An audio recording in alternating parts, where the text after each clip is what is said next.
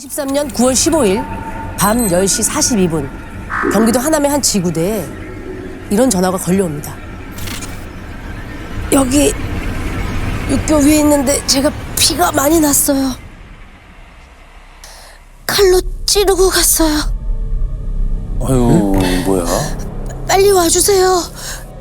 3번 찔렸어요. 저 죽어요. 이게 뭐야? 자기가 이미 죽는다고 얘기까지 할 정도로 그 끝에서 정신줄 잡고 전화한 거네요. 굉장히 상황이 지금 위급한 상황인데 예. 현장 상황은 어땠습니까? 당직 중이던 경찰이 신고를 받고 5분 만에 현장 출동했는데요. 육교위에 반팔, 반바지 차림의 여성이 피를 흘리고 쓰러져 있었다고 했습니다. 호흡이 있어서 급히 병원으로 이송했다고 했고요. 괜찮아야 될 텐데. 어쩌다가 육교 위에서 공격을 당한 건가요? 집으로 귀가하던 길에 피해를 입은 것 같다고 했습니다. 그 육교가 원래는 차가 다니는 고가도로였는데 주변에 외곽 순환도로가 생기면서 인근 주민들이 도보로 사용하던 곳이었고요. 이 육교 위에서 범행 도구는 발견됐나요? 현장에는 없었다고 했습니다. 출동했던 경찰 말로는 목에 자창이 하나 있었다고 했고요.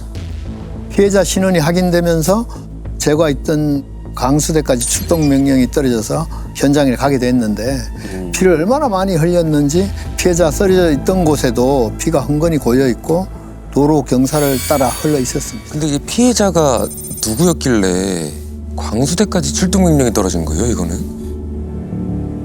현장에는요, 피해자의 소지품들이 고스란히 남아 있었습니다.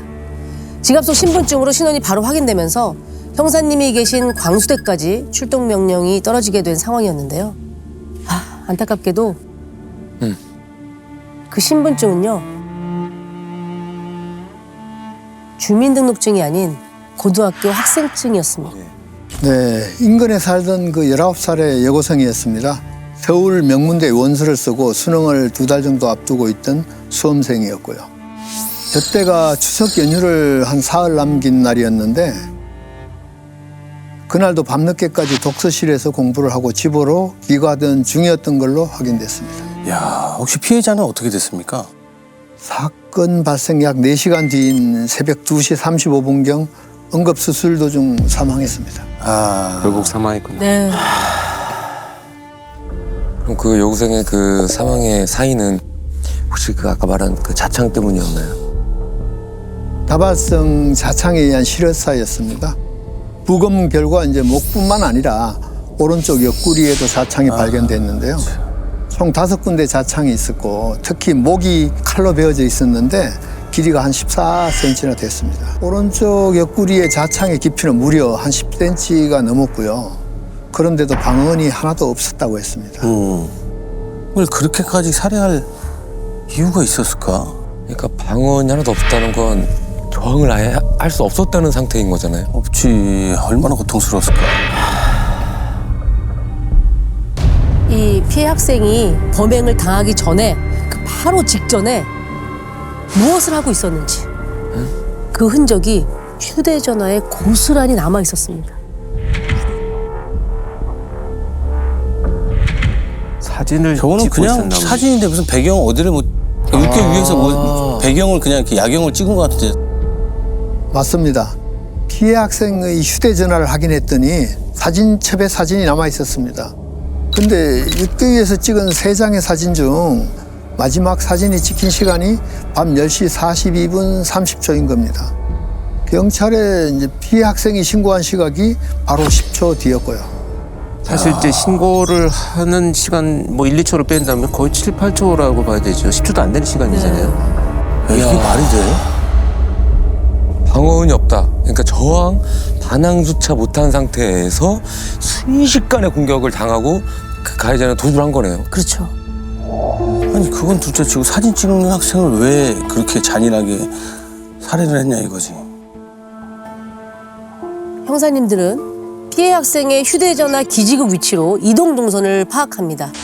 서울에서 버스를 타고 정류장에 내린 시각이 밤 10시 39분 40초였습니다. 육교를 통해 집으로 가려면 횡단보도를 건너야 했고 육교를 올라가면서 집으로 전화를 한 시각이 10시 40분 39초. 그리고 약 2분 뒤 육교에서 사진을 찍고 있다가 범행을 당한 것으로 확인됐습니다. 범행 시간이 10초밖에 안 돼서 아닐 것 같긴 한데 혹시 성범죄 시도한 흔적 같은 건 없었나요?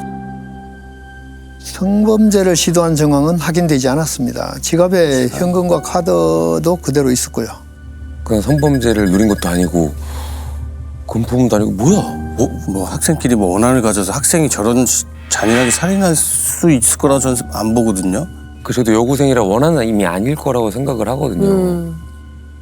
그 맞습니다. 그 학교 선생님이나 친구들도 누군가에게 미움을 살 만한 학생이 아니라고 했습니다. 혹시나 해서 이제 가족들에게 원한을 가질 만한 사람들이 있었는지 탐문을 해봤지만 그런 것도 없었습니다. 야, 그럼 대체 범행 동기가 뭐란 얘기예요? 이해가 전혀 안 됩니다 지금. 무동기 범죄일 수도 있다는 생각이 들어서 인근에 비슷한 수법으로 범죄를 저질렀던 전과자 리스트도 뽑아서 탐문을 했는데도 나오는 게 없었어요. 육교 그쪽 같은 데는 아무래도 CCTV가 있지 않을까요? CCTV는 없었나요? 이동 동선을 직접적으로 비추는 CCTV는 없었습니다. 직접 비추는 거 없었구나.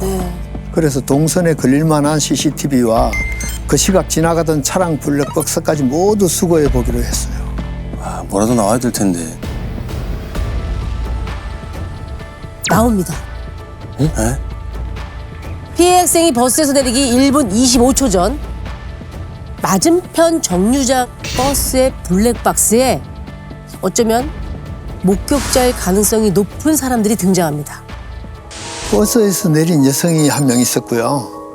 버스 정류장에 자전거를 세워두고 정류장 벤치에 앉아있던 남성이 한 명 있었습니다. 여성과 남성 한 명. 자전거를 세워뒀으면 버스를 기다리는 사람은 아닐 거잖아요. 그렇게 봐야 되겠죠. 그렇죠. 네. 여성은 하차하자마자 육교 반대 방향으로 빠르게 걸어갔습니다. 근데 남자가 자전거를 그대로 세워두고 그 여성이 가는 방향으로 뒤따라 걸어가더니 그 여성이 건물로 들어서자 남성이 다시 육교 방향으로 돌아 나오는 겁니다.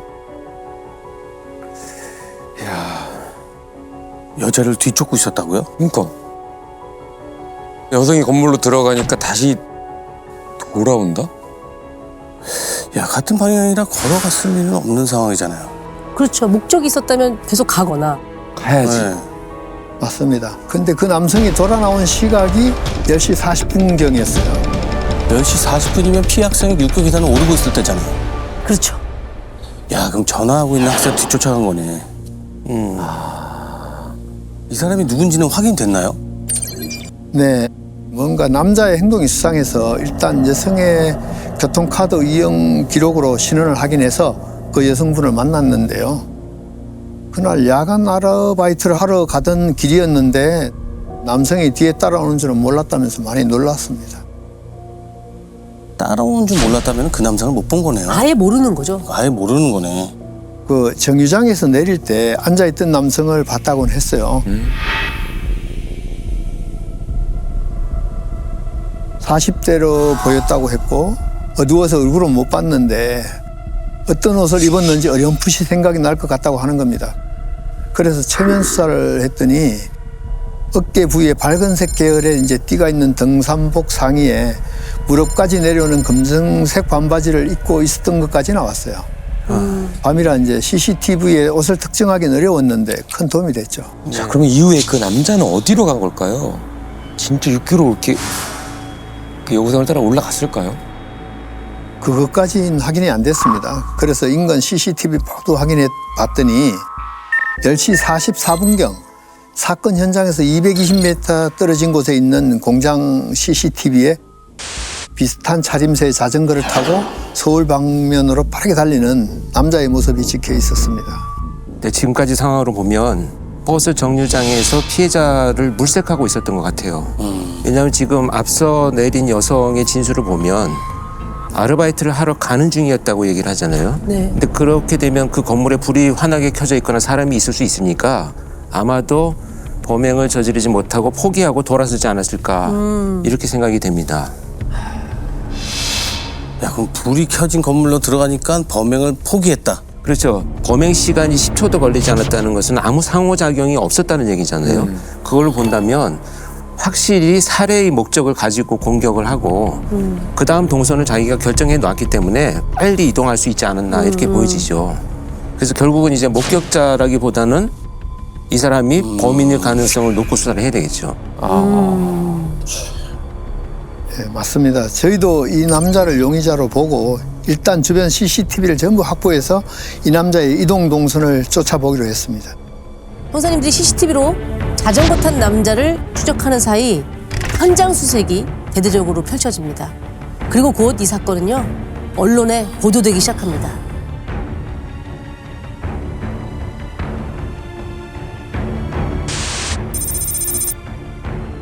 아, 여고생이 찍은 저 철조망이 저기구나. 경찰이 300여 명이나 지금 300명이나 동원됐구나. 네. 엄청 많네요 지금. 뭐 범행 도구라도 뭐 하나 이게 뭐 단서라도 찾아야 되니까. 찾아내야 되니까. 네. 그러네. 자, 그런데요. 사건 발생 3일째 되던 날 아침, 사건 현장 인근에 사는 주민이 경찰서로 다급하게 전화를 합니다. 응.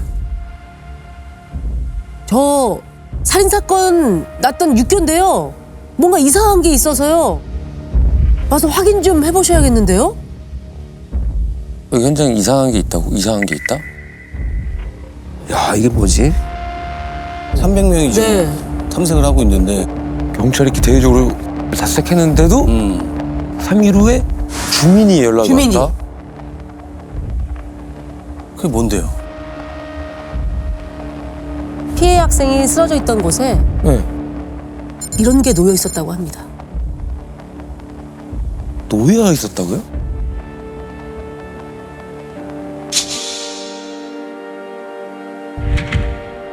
어? 저게 뭐야? 소주하고 과일이잖아요. 저게 왜 현장에 있지? 소주에 과일만 땅바닥에 둔 게 좀 이상하긴 한데. 아, 참 이상하네. 아니 저거 친구가 해놓을 수도 있고. 있어요. 네. 제가 예전에 어떤 현장에서 보면 시신을 발견한 분인데 마음이 안 좋으니까 며칠 후에 저렇게 소주병을 갖다 놓고 과일도 갖다 놓은 분이 계셨어요. 언론에 그 만약에 공개가 됐으면 이제 시민들이 네. 꽃도 갖다 놓고 하잖아요. 네네네. 그런 게 아닐까? 저희도 이제 처음에는 유가족이나 친구들이 경찰 수색 시간을 피해서 밤새 왔다 간 건 아닌가 했는데요. 자세히 보니까 뭐 사과는 한 입 베어 먹었고 소주도 반 정도 마신 상태였습니다. 소주병에 지문이 정확히 찍혀 있었습니다. 아, 잡은 이 지문. 네. 경찰의 수색을 피해서 늦은 밤 사건 현장을 몰래 다녀간 사람은요.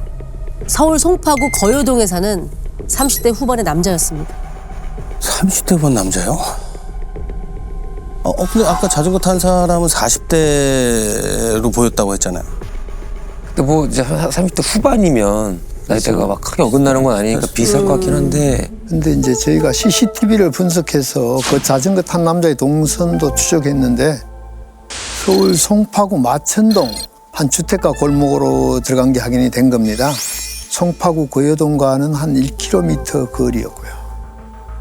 그럼 정말 범인 현장에 다시 나타났다는 얘기예요? 그래서 이제 일단 지문이 나온 30대 후반의 남성을 용의 선상에 올리고 긴급으로 이제 통신 기록부터 확인했는데요. 피해자 가족과 통화한 기록이 나오는 겁니다. 그 현장 인근 우체국에 다니는 집배원이었습니다. 혹시 사건 당일 발생한 날 이 남자의 행적은 혹시 확인이 됐나요? 예, 휴대전화 기주국 위치부터 확인했는데 그날 오후까지 인근 지역에서 일을 하고 있었고요. 저녁 7시쯤 귀가를 해서 1층 공동 현관문을 통해서 밖으로 빠져나가는 모습은 확인되지 않았습니다. 혹시 이제 지하 주차장으로 빠져나갔을까 싶어서 CCTV를 확인했는데 녹화가 안 되는 CCTV라 알리바이가 확실치 않은 상황이었습니다. 아, 좀 애매하네. 그럼 육교위에 과일이랑 소주를 두고 갔나군요. 저녁 6시쯤 집에서 나왔다가 새벽 1시에 아파트 1층 공동 현관문 앞에서 택시에 내리는 게 확인됐습니다. 그래서 이제 그날 이 남성을 내려준 택시 기사를 찾아서 만나봤는데요. 가는 내내 고개를 푹 숙이고 혼잣말로 어린 학생이 짠해서 그냥 있을 수 없다고 이야기를 했다는 겁니다. 아, 이거 참. 짠해서 그냥 있을 수 없다. 그 집배원은 만나 보셨나요? 막 그 집배원이 혹시 막 뭐라고 하던가요?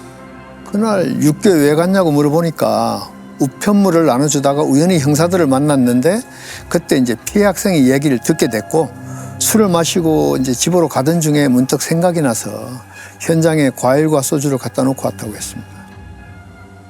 뒤늦게 사실을 알게 돼서 찾아갔다. 네. 자전거는 없었습니까? 없었습니다. 그 자전거를 탈 줄도 모르고 우편 배달할 때는 오토바이를 이용한다고 했어요. 보통 오토바이 타면 자전거 타는데 그렇죠, 당연히. 두 발로 가는 거라고. 네. 일단은 오토바이만 탄다는 얘기가 조금 알리바이도 확실하지 않고. 피하려고 왠지 그러는 것 같기도 하고요. 근데 또 그렇게 보기에는 자기 지문을 너무 명확하게 또 지우지 않고 가서 그대로 놓아둔 걸 보면 굉장히 혼란스러워요. 그렇죠. 맞네.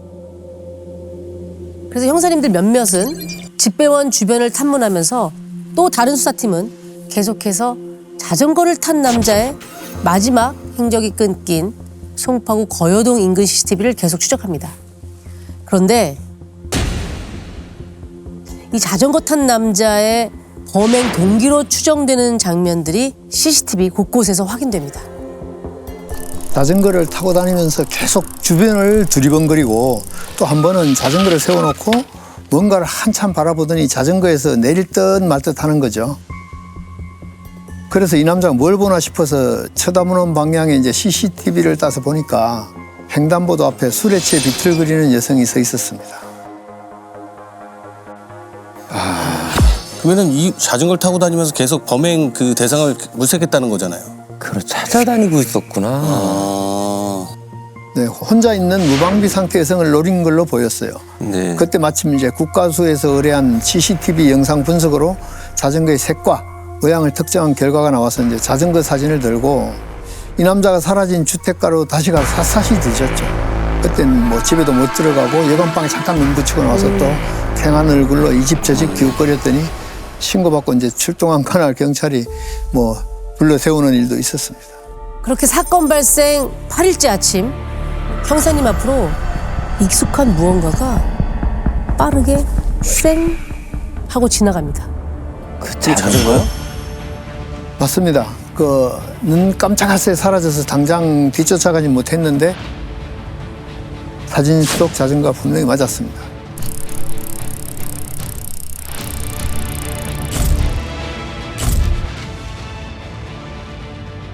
그래서 자전거가 왔던 방향부터 지나간 방향까지 CCTV를 추가로 확보하고 그때부터 주민들 신고가 들어오든 말든 집집마다 샅샅이 뒤지고 다녔죠. 그러다가 다음날 어느 집 앞에 그 자전거가 떡하니 세워져 있는 겁니다. 같은 건물에 사는 사람들에게 물어보니까 지하방에 사는 남자 거라고 했고요. 근데 그 집배원. 네. 근데 분명히 그분은 아파트에 산다 그랬거든요. 자전거의 주인은 지하방에 산다고 했단 말이에요. 네. 그럼 그 집배원 분은 지금 아닐 수도 있다라는 거 아니에요? 집이 다르면 아닌 거 아니야?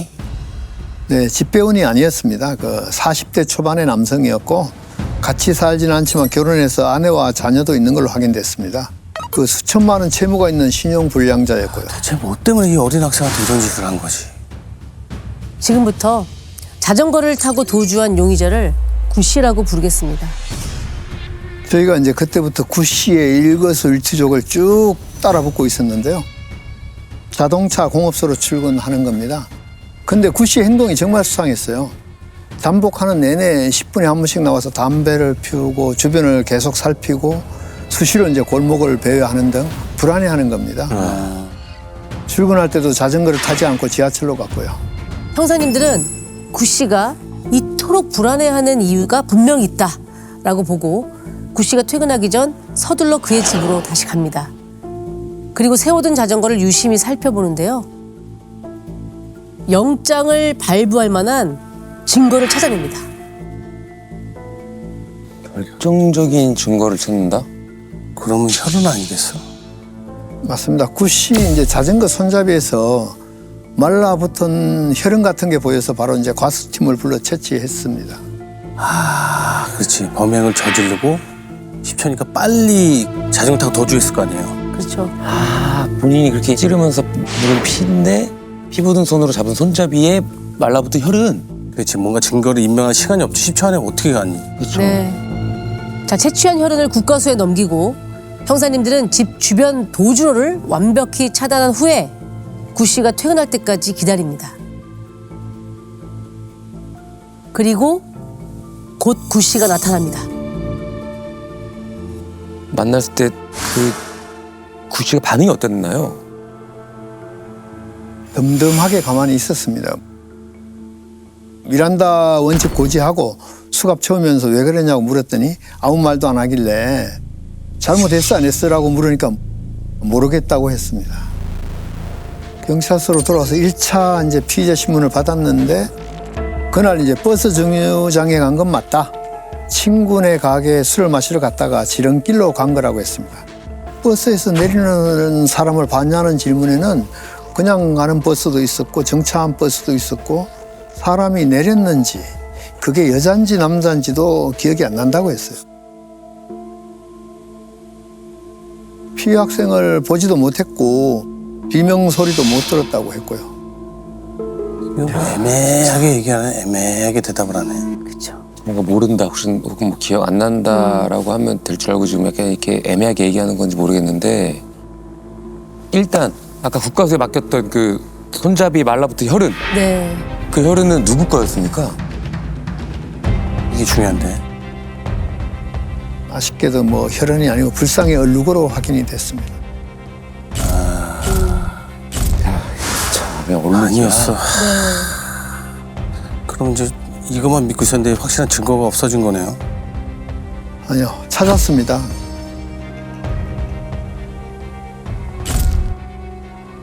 조사받는 동안 저희가 구씨 집을 압수해가지고 사건 당일에 입고 있던 옷과 신발을 보니까 세탁해서 베란다에 모두 늘어놨더라고요.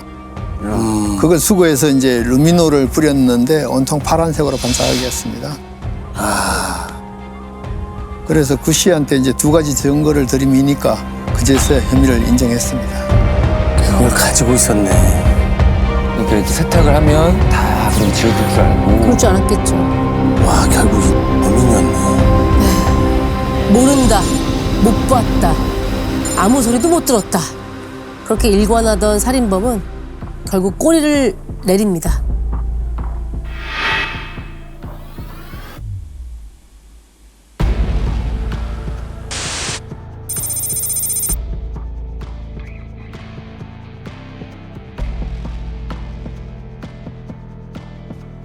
죄송합니다. 정말 피해자 가족분께 너무 죄송합니다.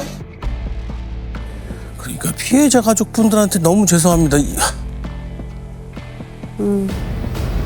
참. 아니 도대체 왜 그날 밤 여고생을 왜 뒤쫓아간 거랍니까? 도박 자금을 마련하기 위해서라고 했습니다. 에? 도박 자금. 아니 도박 자금을 마련하기 위해서 그 학생이 돈이 어딨다고? 몸을 뒤진 그것도 없고 그냥 10초 만에 하고 그냥 간 거잖아요. 응. 사복을 입고 있어서 학생인 거 몰랐다고 했습니다.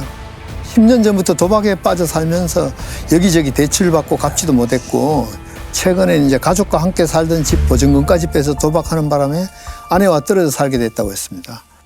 범행을 저지르고 난 다음에 추석 연휴에 받은 상여금으로 또 도박을 손을 댔고요.